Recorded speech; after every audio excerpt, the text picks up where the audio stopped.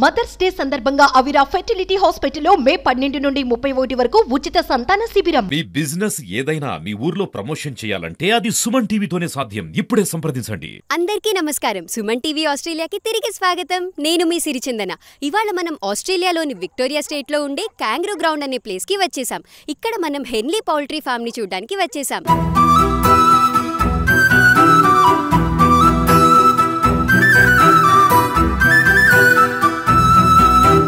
అసలు స్పెసిఫిక్ గా ఈ పౌల్ట్రీ ఫామ్ కి ఎందుకు వచ్చామనే సందేహం మీకు రావచ్చు. ఆస్ట్రేలియాలో మెల్బర్న్ లో తెలుగు వారు ఇంత పెద్ద పౌల్ట్రీ ఫామ్ ని రన్ చేస్తున్నారంటే చాలా ఇంట్రెస్టింగ్ గా ఉంది కదా. అందుకే ఈ వీడియోని మీరు పూర్తిగా చూసేస్తే ఈ ఫామ్ గురించిన పూర్తి వివరాలు మీరు కూడా తెలుసుకోవచ్చు.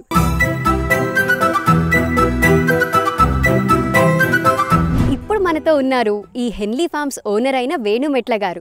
వీరు విక్టోరియాలోని ఒక ప్రాంతమైన డైమండ్ క్రీక్ కి కౌన్సిలర్ గా కంటెస్ట్ చేశారు. అలాగే కమ్యూనిటీ సర్వీస్ లో కూడా ఎంతో యాక్టివ్ గా పార్టిసిపేట్ చేస్తూ ఉంటారు. నమస్తే వేణు మెట్ల గారు, ఎలా ఉన్నారు? మొదటిగా మనం పౌల్ట్రీ ఫామ్ గురించి తెలుసుకునే ముందు మీ గురించి మాకు కొంచెం చెప్తారా? నా పేరు వేణు అండి. నేను మా ఫ్యామిలీ ఇక్కడ క్యాంగరూ గ్రౌండ్లో ఉంటాం. నేను ఒక 22 years క్రితం వచ్చాను ఆస్ట్రేలియాకి. ఆబ్వియస్లీ ఐటీలో ఉండేవాడిని. ఇంజనీరింగ్ నెట్వర్క్ ఇంజనీర్గా స్టార్ట్ చేశాను నా లైఫ్. ఓకే. ఇప్పుడు నేను సేల్స్లో ఉన్నాను. హ్యూలెట్ ప్యాకర్డ్ ఎంటర్ప్రైజ్లో అరూబా నెట్వర్కింగ్ వాళ్ళకి mid market business ANZ wide run చేస్తాను నేను. ఓకే. సో ఆబ్వియస్లీ ఫార్మింగ్ నా బ్లడ్లో ఉందండి. So this is our passion.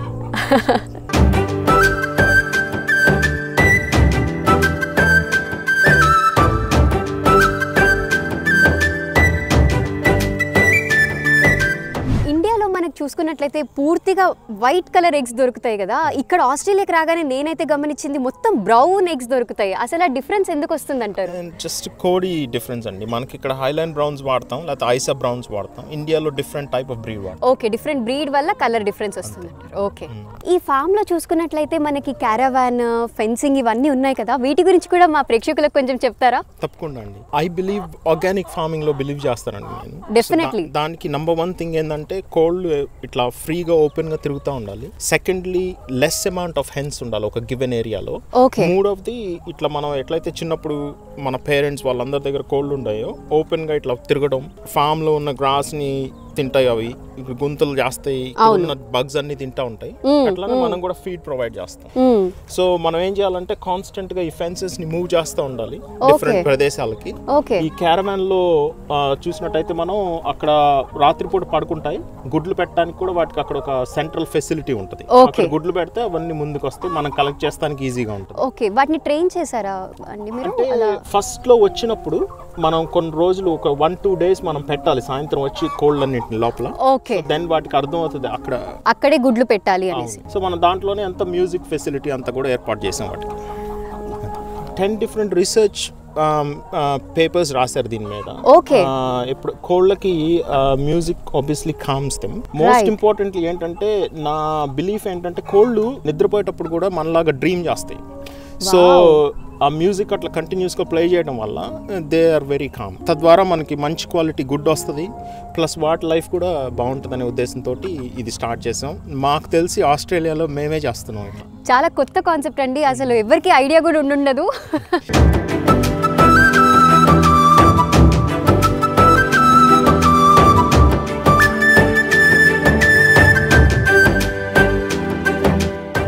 మనం సూపర్ మార్కెట్స్ లో చూసుకుంటే మనకి కేజ్ ఫ్రీ ఎగ్స్ అని, ఫ్రీ రేంజ్ ఎగ్స్ అని, ఆర్గానిక్ ఎగ్స్ అని ఇలా రకరకాల ఎగ్స్ దొరుకుతుంటాయి కదా. అసలు వీటి డిఫరెన్సెస్ ఏముంటుంది?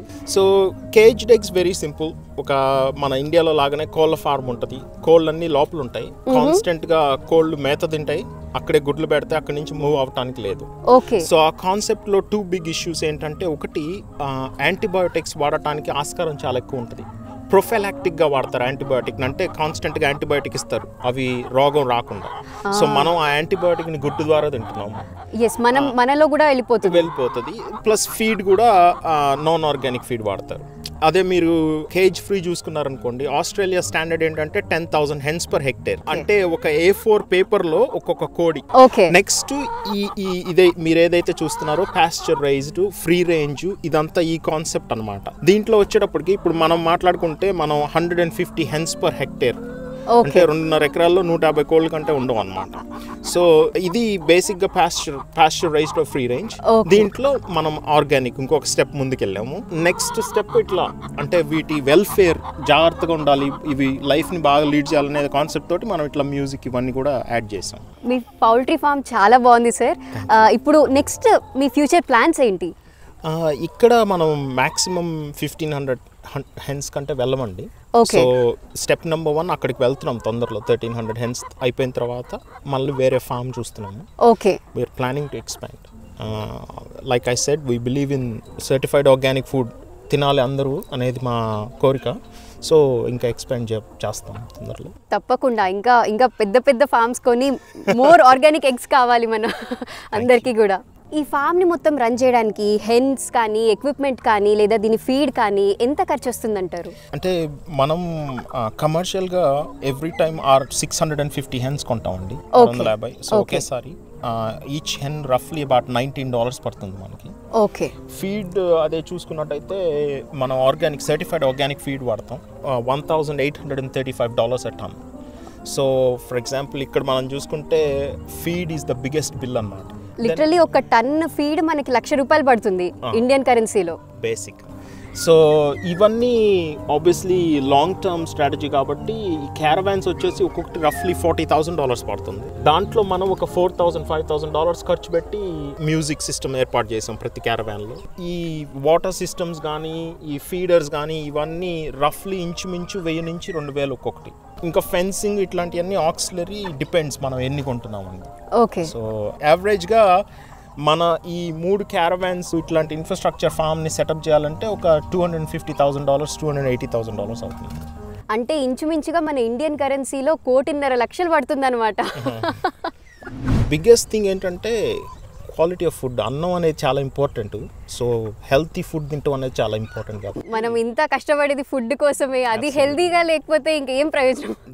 మీరు ఫుల్ టైం ఐటీ ప్రొఫెషనల్గా ఉంటూ ఇంత పెద్ద ఫామ్ని మెయింటైన్ చేయడం అసలు ఎలా మేనేజ్ చేస్తున్నారు? ప్యాషన్ అండి, కానీ మా పిల్లలు నా వైఫ్ అందరూ కూడా హెల్ప్ చేస్తారు. మాకు ఒక 2 ఎంప్లాయీస్ ఉన్నారు. ఒక అతను రోజు వచ్చి ఎగ్స్ కలెక్షన్ అవన్నీ చేస్తాడు. మేము మొదలు పెట్టినప్పుడు నేను నా వైఫ్ మా పిల్లలు అంతా చేసాము స్టార్ట్అప్ స్టేజ్లో, ఎవరైనా అట్లానే కదా.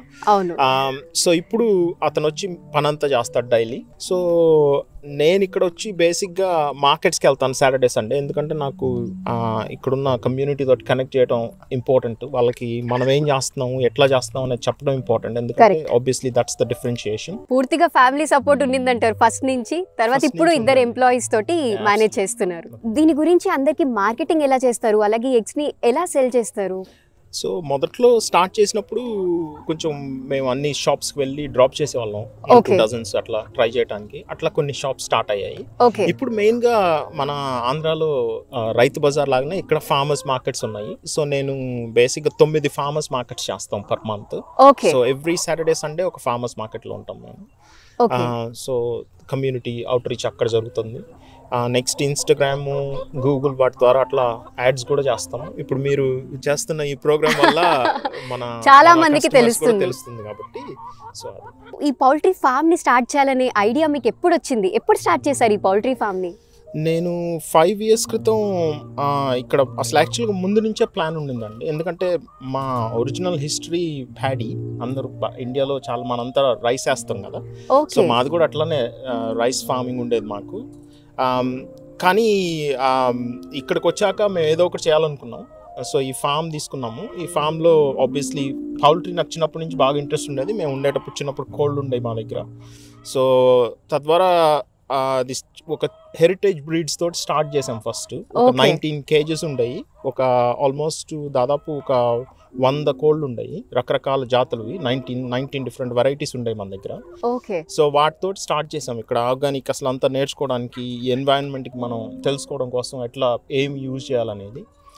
అది అయిపోయిన తర్వాత కమర్షియల్గా ఒక 2 years క్రితం స్టార్ట్ చేసామండి ఇదంతా.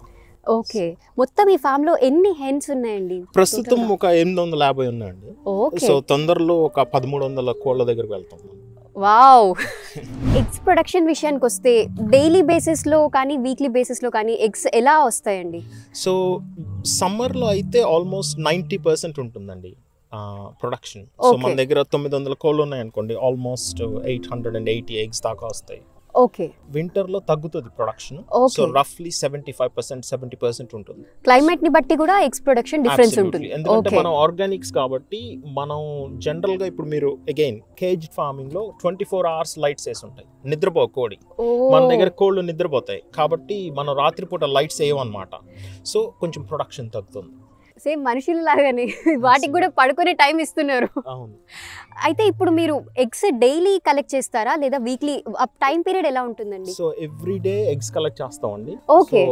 ఎవరైతే మన శాంటియాగో అతని పేరు, అతను వస్తాడు, డైలీ ఎగ్స్ ఇక్కడ నుంచి కలెక్ట్ చేస్తాడు. ఎందుకంటే టెంపరేచర్ వేరియన్స్ వల్ల ఎగ్ క్వాలిటీ పాడైపోతుంది. సో సమ్మర్ లో మనం 9 o'clock ముందే కలెక్ట్ చేస్తాము. వింటర్ లో 9 to 10:30 మధ్యలో కలెక్ట్ చేస్తాము. కలెక్ట్ చేసి వెంటనే అక్కడ కంటైనర్ ఉంది, దాంట్లో టెంపరేచర్ కంట్రోల్ ఏరియాలకు వెళ్ళిపోతాయి. 18 degrees మేనేజ్ చేస్తాం అక్కడ టెంపరేచర్. సార్, అది ఎగ్స్ స్టోర్ చేసే కంటైనర్ ని అలాగే టెంపరేచర్ కంట్రోల్ సిస్టమ్ ని మాకు కొంచెం చూపిస్తారా? Let's go.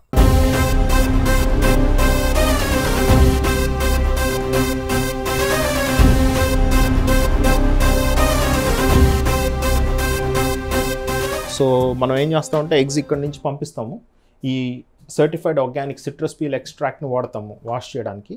ఎగ్స్ ఇక్కడ నుంచి వెళ్ళి వాష్ అయ్యి ఈ డ్రయర్ అనమాట, ఈ డ్రయర్లో డ్రై అయ్యి ఇక్కడ బయటకు వస్తాయి. బేసిక్గా ఇక్కడ ఒకళ్ళు నుంచొని కలెక్ట్ చేస్తారు. సో ఆ కలెక్ట్ చేసి మనము ఆబ్వియస్లీ క్లీన్ ట్రేస్ అన్నీ వైట్ కలర్, పికప్ చేసిన డర్టీ ట్రేస్ అన్నీ బ్లూ కలర్లో ఉంటాయి. అవేమో క్రాక్డ్ ఎగ్స్ అక్కడ మీరు చూస్తున్నవి, అవి మనం కుక్కలకి వాడతాం అనమాట. ప్యాక్డ్ ఎగ్స్ ఇట్లా ఉంటాయి. సో మీ అందరూ ఆబ్వియస్లీ ఈ వీడియోని ప్రజెంట్ చేయబోయే ముందు ఈ ఎగ్స్ని ట్రై చేసి ఎట్లా ఉన్నాయో చెప్పండి. సార్, మీ ఫ్యామిలీ బ్యాక్గ్రౌండ్ గురించి కూడా మాకు కొంచెం చెప్తారా? మాది చిన్న గ్రామం అండి, మా అమ్మ నాన్న వాళ్ళది బాపట్ల అనే ఊరు పక్కన. సో మా ఫాదర్ జువాలజీ లెక్చరర్గా పనిచేసేవాళ్ళు. ట్రెడిషన్ కంటిన్యూ చేసిన కోసం వాళ్ళ ఫాదర్ తోటి, వాళ్ళ బ్రదర్తో కలిసి ఆయన ఫామ్ చేసేవాడు. నేను పెరిగేటప్పుడు కూడా మా ఇంట్లో బర్రెలు ఉండేవి, కోళ్ళు ఉండేవి, అవి ఉండేవి. మీరు అవన్నీ చూస్తూ పెరిగారు అయితే? అబ్సల్యూట్లీ. నేను బాగా చిన్నప్పుడు నాకు ఇంకా గుర్తు, మా తాతయ్య వాళ్ళ దగ్గర చాలా పెద్ద ఆవుల మంది ఉండేది, టర్కీస్ ఉండేవి నర్సాపాలెంలో చాలా చిన్నప్పుడు నేను. So I wanted to continue that. అదే విధంగా ఇక్కడ కంటిన్యూ చేస్తున్నారు. అలాగే ఇంకొక చిన్న క్వశ్చన్, మీరు ఇండియాలో ఫార్మింగ్ చూసారు, అలాగే ఇక్కడ కూడా మీరు పౌల్ట్రీ చూస్తున్నారు కదా, what is the main difference మీరు గమనించింది? అంటే మన దగ్గర ఇప్పుడిప్పుడే మొదలవుతుందండి ఆర్గానిక్స్ ఇట్లా. నేను చాలా ఆనందంగా ఉన్నాను ఆ విషయం చూసి. ఎందుకంటే మన దగ్గర ఫుడ్కి చాలా, ఇప్పుడు ఆయుర్వేదం ఏదైతే చూస్తారో మీరు, ఫుడ్కి చాలా వాల్యూ ఇస్తారు, ప్రాముఖ్యత ఇస్తారు. అవును. మన పేరెంట్స్ కూడా మనకి చెప్తారు ఫుడ్ చాలా ఇంపార్టెంట్, ఏం తింటున్నాం అనేది. సో ఈ కాన్సెప్ట్లో మనం అదే ఇక్కడ అందించడానికి ట్రై చేస్తున్నాం. మనం ఇండియాలో కూడా చూస్తున్నాం అట్లా మారుతుందని. హోప్ఫుల్లీ మనం అందరం ఆశిద్దాం ఇంకా పెరుగుతుంది, అట్లా క్వాలిటీ ఫుడ్ డెలివర్ చేస్తారు. ఆర్గానిక్ ఖచ్చితంగా పెరగాలి ఇండియాలో, ఇక్కడ అన్ని ప్లేసెస్ లో కూడా ఆర్గానిక్ పెరగాలి. మనం ఏ దేశానికి వెళ్ళినా మన మూలాలని మర్చిపోవద్దంటారు మన పెద్దలు.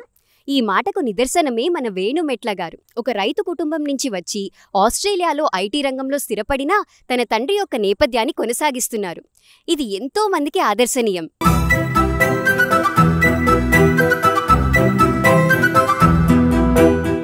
సో చూశారు కదా వ్యూయర్స్, మన హెన్లీ ఎగ్స్ ఫామ్ ని. మీరు కూడా మెల్బర్న్ లో ఉంటూ ఆర్గానిక్ ఎగ్స్ కోసం వెతుకుతున్నారా? మన హెన్లీ ఫార్మ్స్ ని తప్పకుండా కాంటాక్ట్ చేయండి. ఇలాంటి మరెన్నో ఇంట్రెస్టింగ్ వీడియోస్ కోసం మన సుమన్ టీవీ ఆస్ట్రేలియా ఛానల్ ని సబ్స్క్రైబ్ చేసుకోవడం మర్చిపోకండి. కెమెరామ్యాన్ చరణ్తో నేను మీ సిరిచందన, సైనింగ్ ఆఫ్. బాయ్.